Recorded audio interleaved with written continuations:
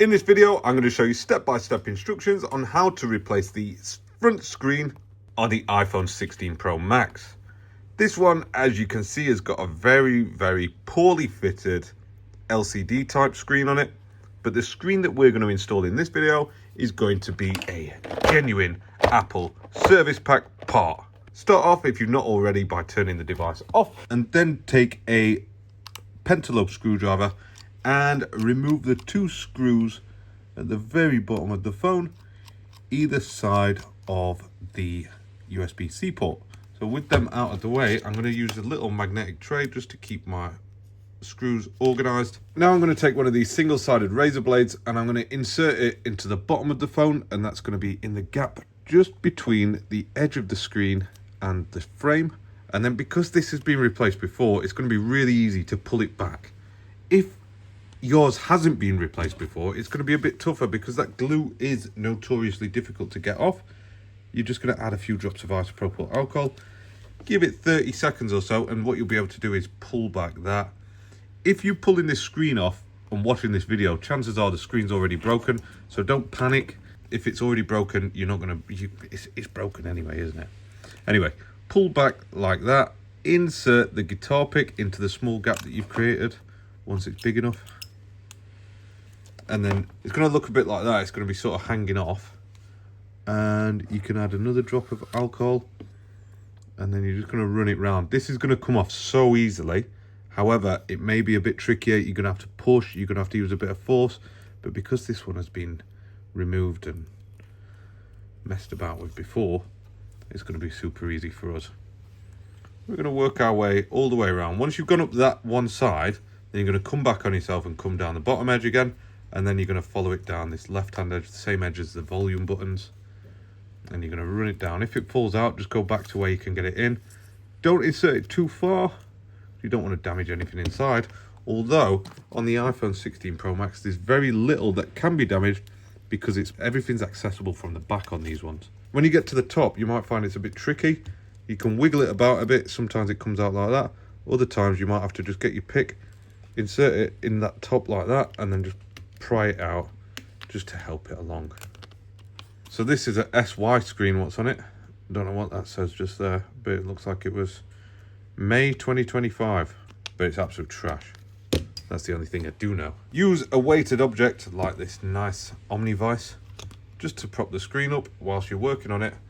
And then I'm going to do two things here. I got absolutely slated in a video where there were a bit of muck on the front camera. So first things first, I'm just going to put a little bit of Kapton tape over the front camera there. I'm not going to push it down and rub glue into it, but just a little bit will just protect it from the dust getting on there. And then I'm going to take a tri-wing screwdriver and unscrew this little guy here. Once that's unscrewed, we can use the tweezers to lift up the little metal shield. Put that to one side, and then we're going to pop off the display connector just like that. Next, we're going to do exactly the same thing to this little shield up here. One tri-wing screw holding it in place, and a very thin little cable. Remove the metal shield, disconnect the cable. I usually get underneath these and pop them off like that. And then that's it. This one's free. It's removed.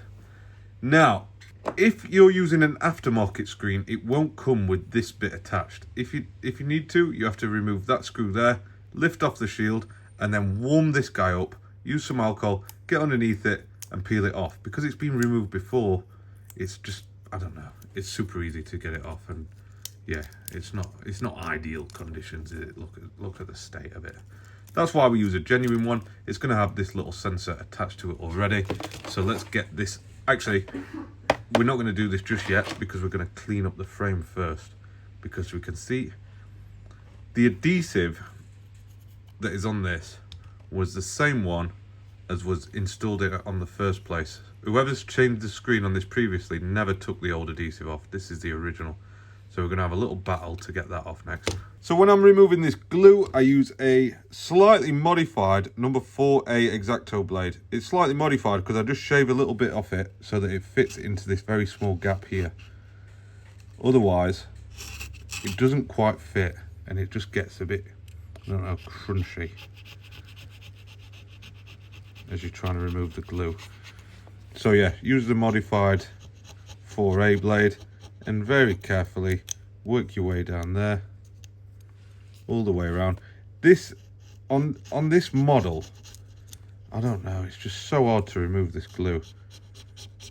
You just take your time and just prepare yourself that you're going to be probably spending 10 minutes doing this. I'm not going to show you the whole 10-minute process of cleaning off this glue. I'm going to remove the thick of it with this blade, and then we'll come back once it's all removed and I'll show you how to get the very last bits of it cleaned up. I think that's the best way to do this.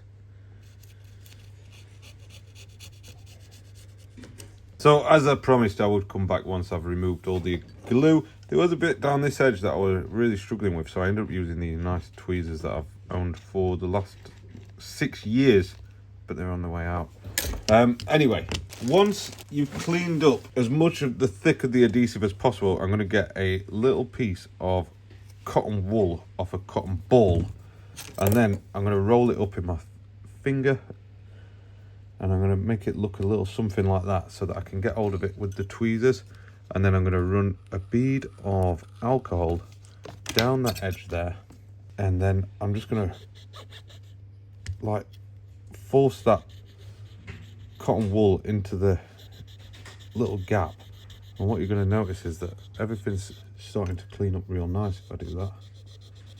What you might end up doing is catching bits of cotton on the grounding pins, but just beware of that. And if it gets really filthy like that, just get a fresh piece of cotton wool and things will become a bit easier.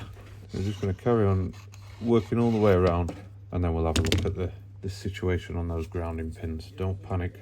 So the last thing that we really need to worry about is this little ear speaker mesh here. Just take it off, get a brush, a toothbrush, any kind of brush, and just give it a good cleaning off. We're going to put it back on in a minute, but you just want to make sure it's clean. There's no point putting, it's going to end up just, I don't know. There's no point putting this back on mucky.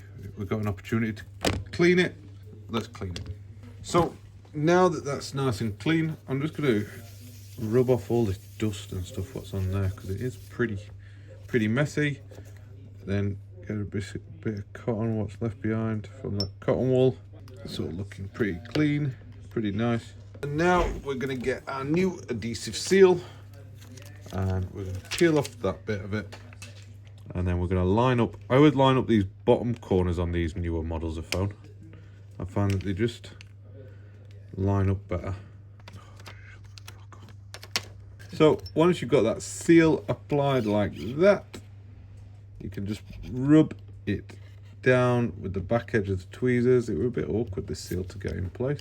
And then we're going to get our new part, which is, as I discussed earlier, a service pack Apple screen. It comes like this. It has new screws with it. We're not going to use them because we kept everything organised. But what it does have, which I like, it does have that attached to it already. That's ready. This is ready to plug in, and then it's just got a plastic film on it. It's very simple, easy to install. All you have to do is line up the display connector, push it down, make sure that it's plugged in properly, put the weighted object behind the screen again, and then we're going to carefully, using the tweezers, realign this guy just here. It is a bit more awkward because this is a bit springy, this connector. If I hold it in the right place long enough, it eventually lines up and connects. So now all we've got is, we've got two metal connectors. Are these the right? Oh no. Make sure you use the right connector. That's too small.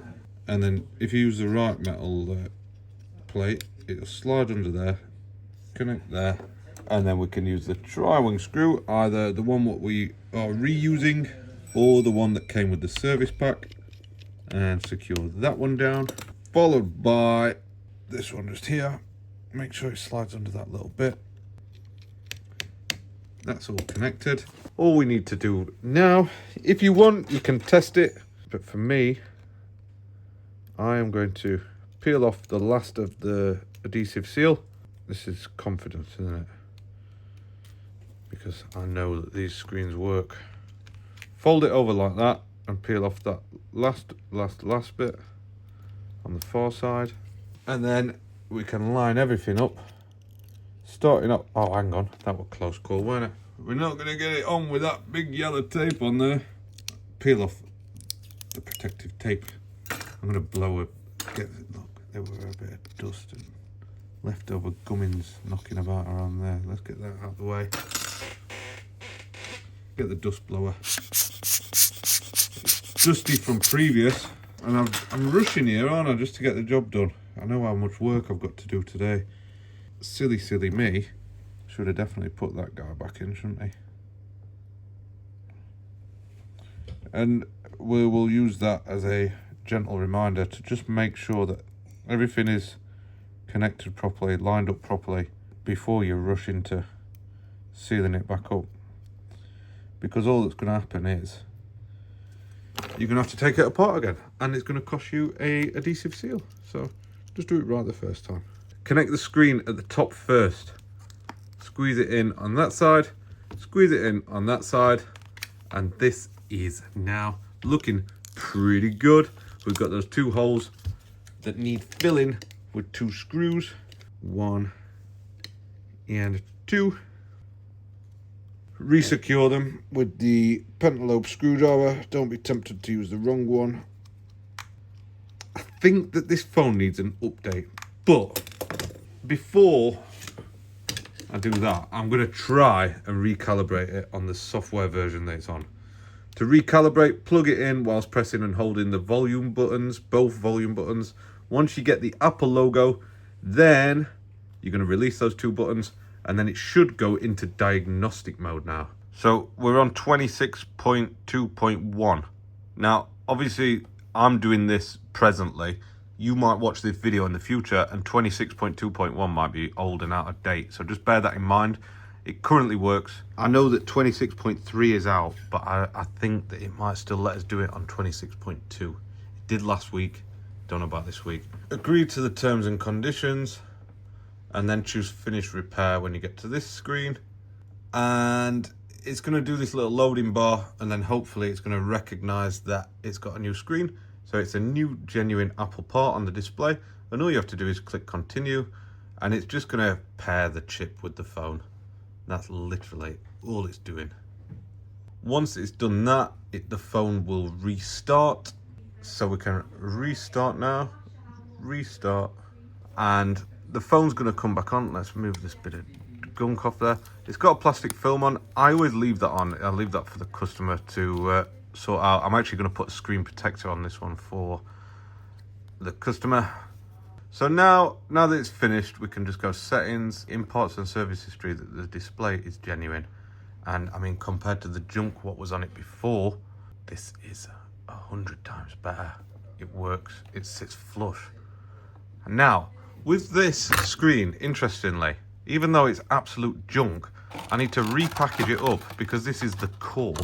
We return these, and you just get a little bit of money back for the screen, or I think we get them a little bit cheaper or something like that. But Apple takes these back, recycles them, does whatever with them. So we're going to send it back, and they're going to have that back. But anyway, thanks for watching. See you in the next video.